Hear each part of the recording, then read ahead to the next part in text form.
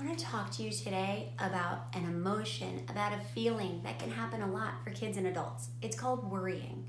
Worrying is when you're scared of something that hasn't happened yet. This is a story about a little girl named Ruby, and she finds a worry. This book is written by Tom Percival. Ruby loved being Ruby. She loved to swing up high, and she loved to explore wild, faraway places. Sometimes she even went all the way to the very bottom of the garden. Ruby was perfectly happy until one day she discovered a worry. It wasn't a very big worry.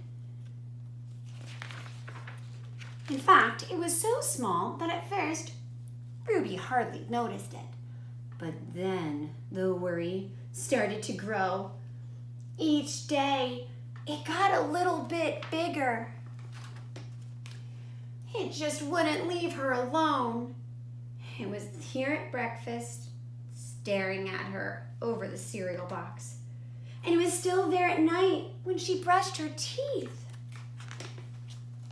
The funny thing was that no one else could see Ruby's worry.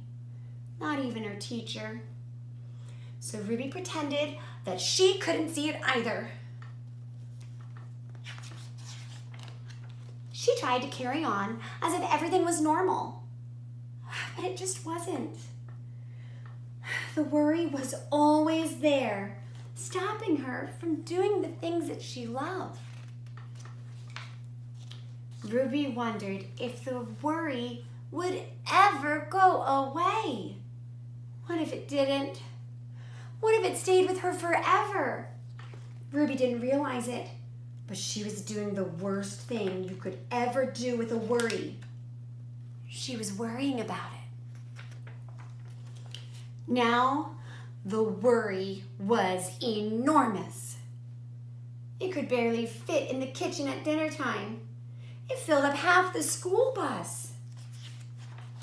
And it took up whole rows at the movie theater. The worry became the only thing that Ruby could think about, and it seemed like she would never feel happy again. Then, one day, something unexpected happened. Ruby noticed a boy sitting alone at the park. He looked how she felt. Sad. And then she noticed something else.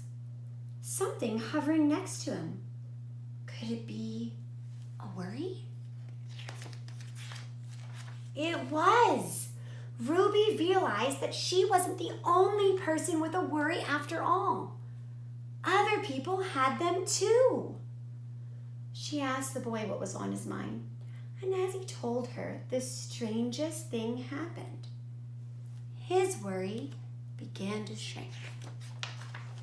Then Ruby did the best thing you can ever do if you have a worry.